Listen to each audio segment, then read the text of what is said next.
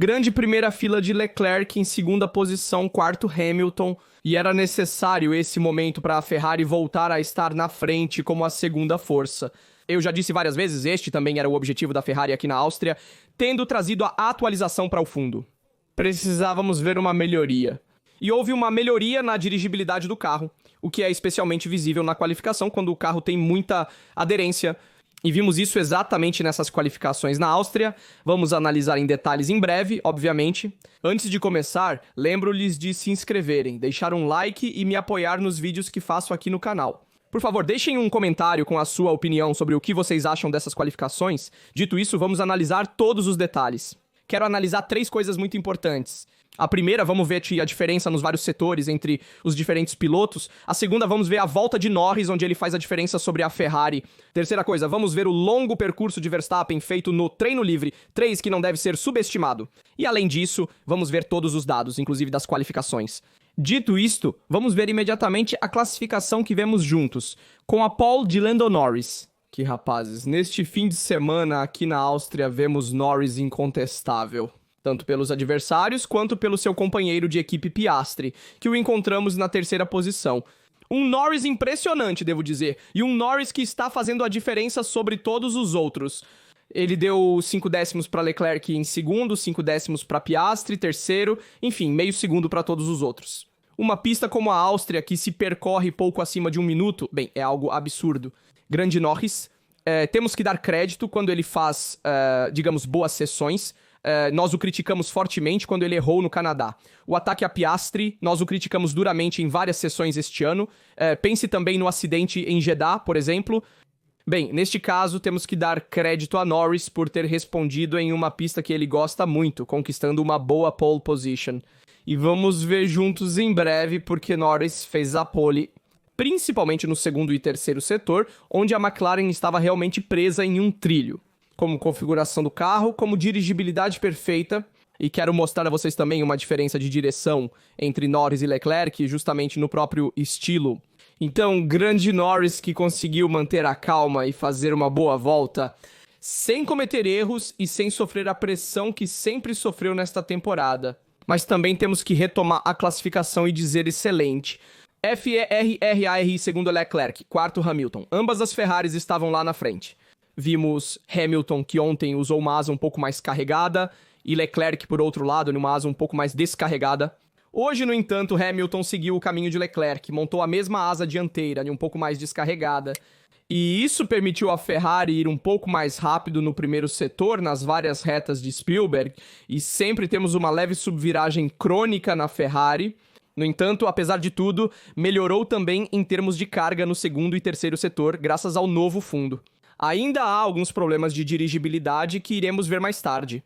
Com a onboard da McLaren fazendo comparações, no entanto, o objetivo da Ferrari era ser a segunda força e também na qualificação. Era ainda mais difícil porque sabemos que a Ferrari é mais forte na corrida do que na qualificação. Isso é algo que vimos no ano passado, vimos novamente este ano e continua a acontecer durante esta temporada. E então, ser segundo e quarto na Áustria antes da partida é bom, porque para a corrida podemos mirar tranquilamente no pódio. A vitória, obviamente, é realmente difícil, vendo uma McLaren que não superaquece os pneus e também não os degrada, mas digamos que a Ferrari tem o ritmo de corrida para manter o pódio e, portanto, se posicionar à frente de Verstappen e das Mercedes.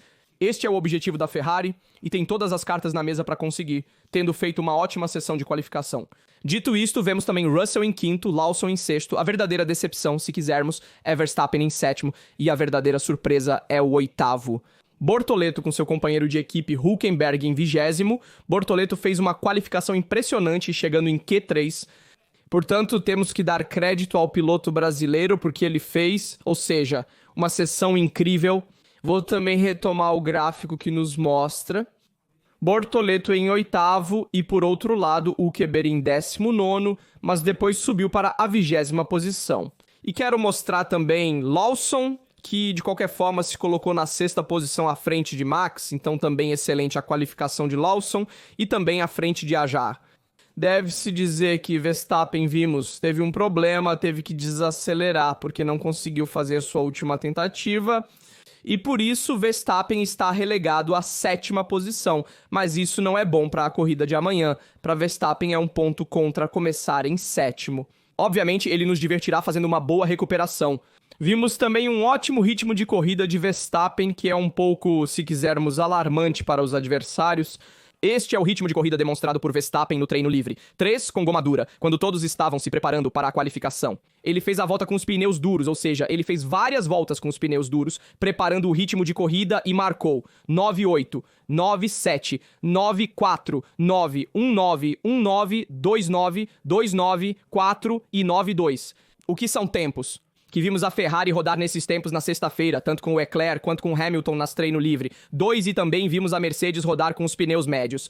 Com esses tempos, Verstappen os alcançou nas treino livre. 3 com o Gomard. Portanto, cuidado que este é um primeiro sinal de alerta para a corrida de amanhã, porque Verstappen vai se recuperar, terá um bom ritmo de corrida, mas também preste atenção ao fato de que ele está no limite da licença.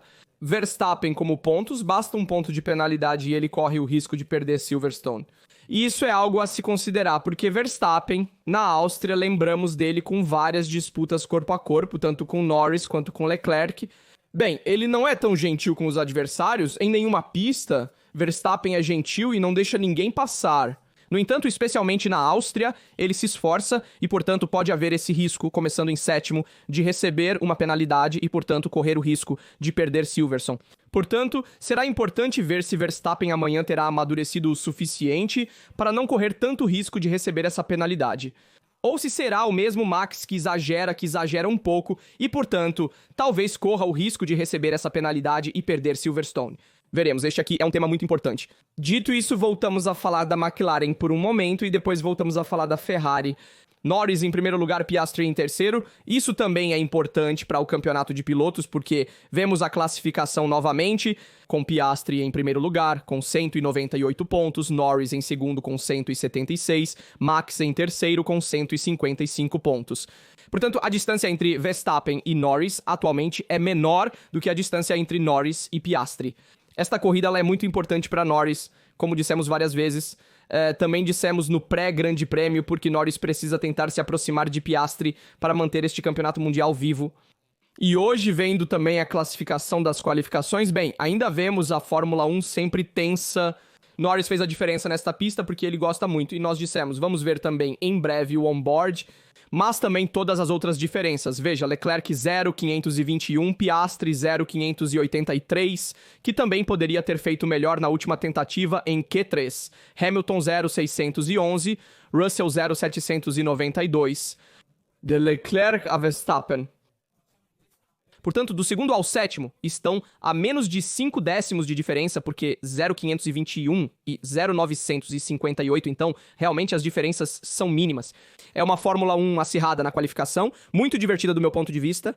Agora vamos ver primeiro nos vários setores onde faz a diferença, e depois vamos ver a volta on-board de Norris, que é algo espetacular. Então, no primeiro setor, vemos que Norris faz a diferença de todos os outros 16,2. É um setor muito curto, porque começa com retas de partida.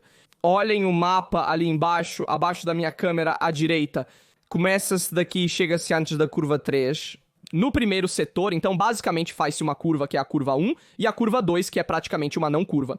Em uma curva, Norris ganha 50 milésimos, ou seja, dá 50 milésimos a Leclerc, faz 20 milésimos ao seu companheiro de equipe, mas principalmente com Verstappen, ele dá 1/10. 1/10 em uma curva, em uma pista como a Áustria, é realmente algo que muda as regras do jogo? Mesmo em uma volta, ou seja, 1/10 em uma curva é muito. Porém, a verdadeira diferença Norris faz no 28.4 contra o 28.7 de Leclerc, onde a Ferrari tem dificuldade no segundo setor, é o setor onde tem um pouco mais de dificuldade em relação aos adversários. 28.7 também Hamilton em relação ao 28,6 de Piastri, que nem está entre os melhores, e 28,6 de Verstappen, onde ele é ainda mais rápido do que Piastri no segundo setor, e Norris 28.4. Então deixo você entender a diferença de 2 ou 3 décimos que ele tem sobre todos os adversários, e 19,2 no último setor, o setor mais curto. No entanto, ele ainda consegue fazer a diferença em relação aos outros e também aos seus companheiros de equipe. A Ferrari também tem um pouco mais de dificuldade lá. Digamos que a Ferrari tem dificuldade principalmente no segundo e terceiro setor, nas curvas onde é necessário dar um duplo input. Então agora vamos ver também no onboard, onde a Ferrari tem dificuldade quando há aquelas curvas em que é necessário dar o duplo input de direção. Lá há uma leve subviragem na entrada que se transforma em sobreviragem na saída. Vamos ver agora a volta onboard de Norris, porque nos ajuda a entender bem onde a McLaren faz a diferença e também vamos compará-la com a Ferrari. Então vamos em frente, curva 1, veja aqui. Norris dá uma única entrada, mas a parte em que quero me concentrar um pouco mais é a saída. De fato, na saída vemos que Norris faz essas pequenas correções, mas já passou de um ponto de corda. E são pequenas correções em direção à saída da curva para tentar ficar dentro da pista e não, digamos, tocar muito no obstáculo amarelo externo. Que este aqui que você vê, ele usa como uma espécie de rampa, digamos, para então entrar neste reta. Então ele vai usar isso a seu favor e consegue ir ao limite, mas não ultrapassá-lo. Vamos em frente para a curva 3, veja aqui o percurso, veja, aqui também ele consegue alinhar rapidamente o seu carro e estar imediatamente reto, veja, a direção aqui já está reta, pronta para acelerar e sair, ter muita tração na saída para esta outra reta. Então a McLaren também tem essa vantagem que, em comparação com as outras equipes, ela consegue alinhar o carro mais facilmente, porque tem uma traseira que segue melhor à frente do que todos os adversários. Mas a verdadeira diferença é vista na curva 4, olha aqui, estamos chegando na entrada. Digamos que todas as equipes são bastante semelhantes, tento chegar muito perto do ponto de corda, mas a verdadeira diferença é feita a partir daqui, especialmente em relação à Ferrari.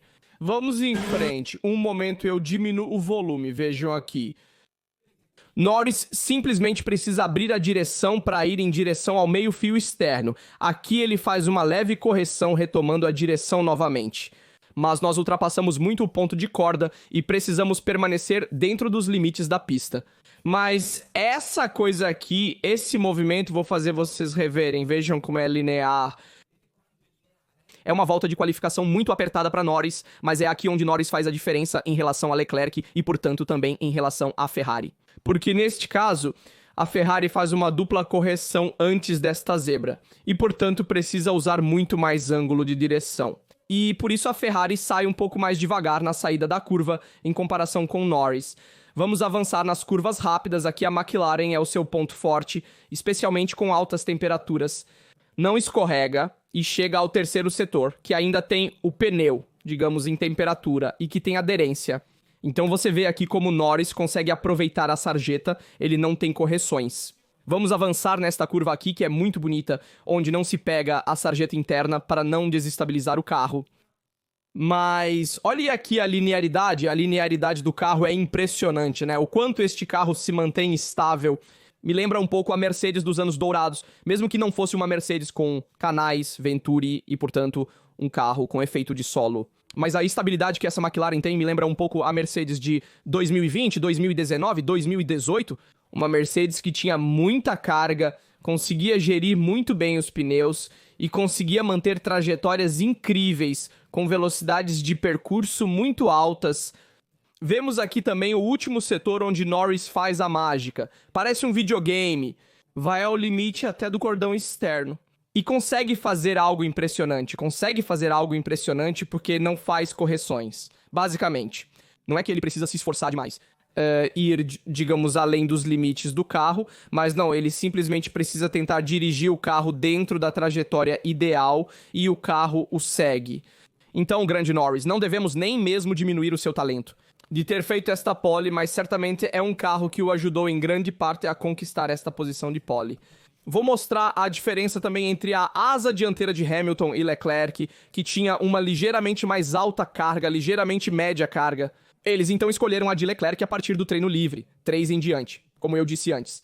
E agora vamos ver também a diferença, um momento vamos ver aqui também. Então, um momento que quero mostrar a vocês. Primeiro vamos ver também a telemetria da volta a bordo, mas antes quero mostrar a vocês aqui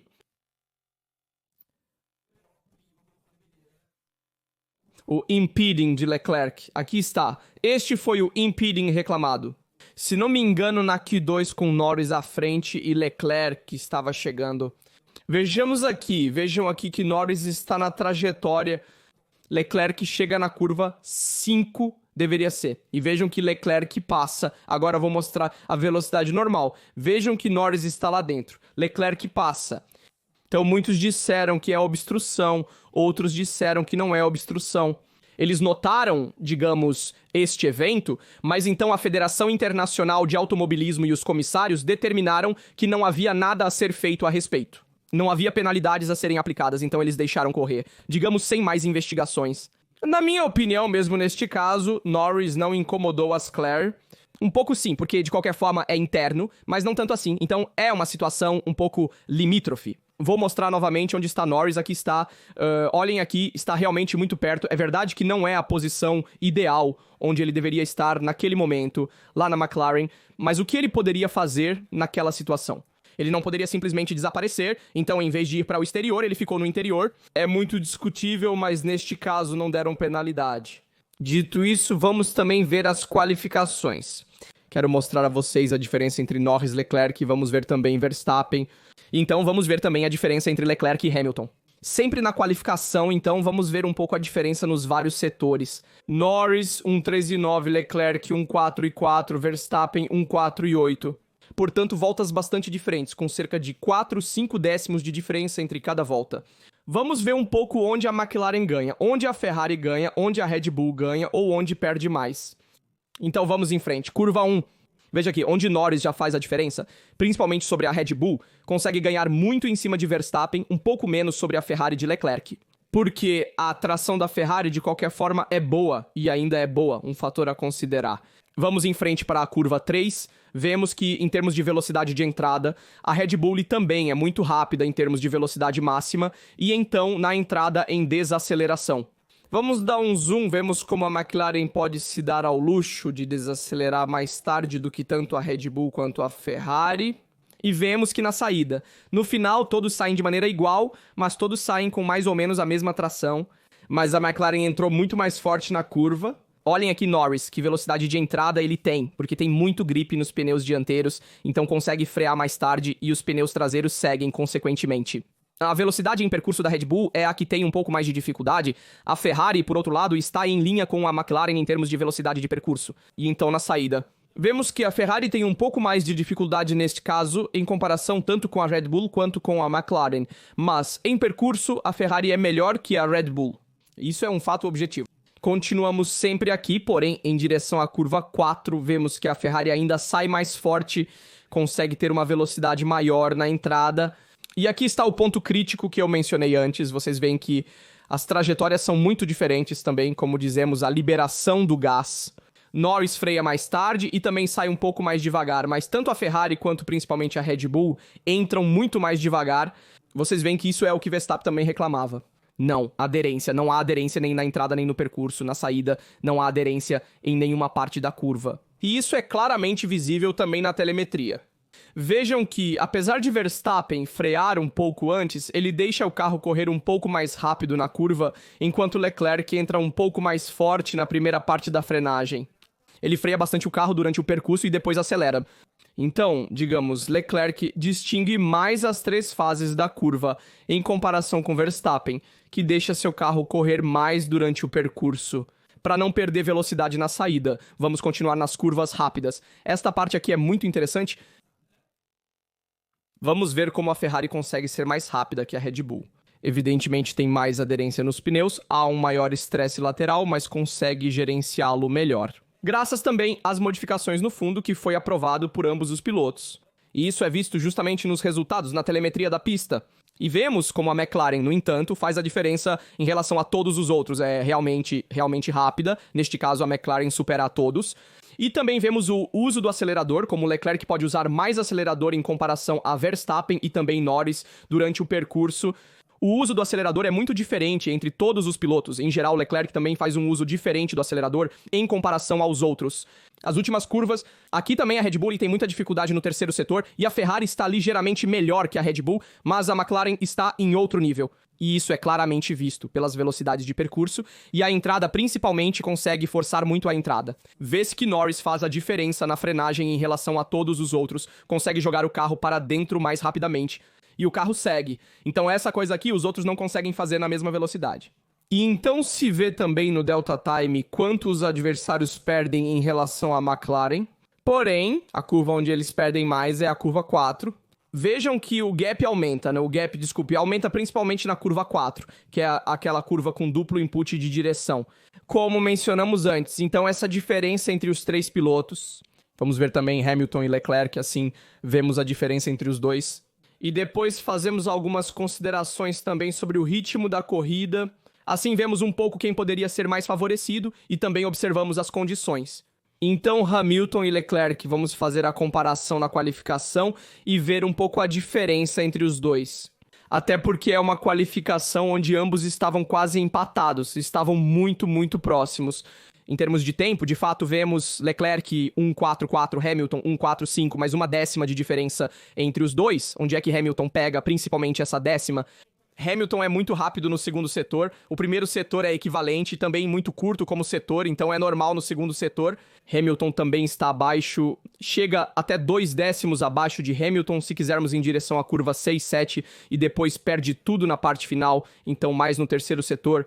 Hamilton perde indo muito devagar nas curvas rápidas. Até mesmo pagando 10 km de diferença aqui, 5 km de diferença, e aqui chegamos a 10 km de diferença. Então, muito por uma questão do pneu, porque o Leclerc não força tanto no primeiro e segundo setor, gerenciando as temperaturas dos pneus, enquanto Hamilton força um pouco mais. E no final da volta, vê-se que o Leclerc tem um pneu em temperatura e menos quente em comparação com Hamilton, que tem um traseiro superaquecido e, portanto, acaba perdendo quando você perde a traseira em percurso, naturalmente você força menos, porque caso contrário, corre o risco de fazê-lo girar e é isso que acontece. É por isso que Leclerc não ganha nada no terceiro setor. Esta é a análise das qualificações para a corrida de amanhã. Espero uma Ferrari que possa lutar pelo pódio, objetivamente vou redefinir a classificação. Leclerc em segundo. Apostar na vitória é realmente difícil, mas manter Piastri também será muito difícil. Para Leclerc, o objetivo é chegar em terceiro, e para Hamilton, o objetivo é permanecer em quarto. Então, é um terceiro, quarto lugar para a Ferrari. É viável? Amanhã, se conseguíssemos também trazer para casa um segundo lugar, seria um milagre um segundo lugar contra Piastri. Então, eu lhes digo a minha previsão para a corrida de amanhã. Norris, Piastri, Leclerc e depois Hamilton em quarto. Na minha opinião, porém, digam-me vocês, além disso, Verstappen também poderia chegar em quinto. Com o ritmo de corrida que ele mostrou, porém veremos, porque a Mercedes me parece um pouco mais em crise no ritmo de corrida, em comparação aos finais de semana passados que vimos. Deixem também o vosso prognóstico nos comentários, deixo-vos outros vídeos relacionados, digam-me a vossa opinião, também sobre o desempenho da Ferrari. E, entre outras coisas, lembro que é a terceira primeira fila da temporada de Leclerc, a segunda conquistada na pista, e o primeiro quarto lugar de Hamilton conquistado com a Ferrari. Portanto, muita coisa essa qualificação para a Ferrari. Digam-me a vossa opinião, tudo o que analisamos hoje. E lembro-lhes de deixar um like, se inscrever e ativar as notificações para não perder nenhum vídeo aqui no canal. Aqui, aliás, é tudo. Nos vemos na próxima.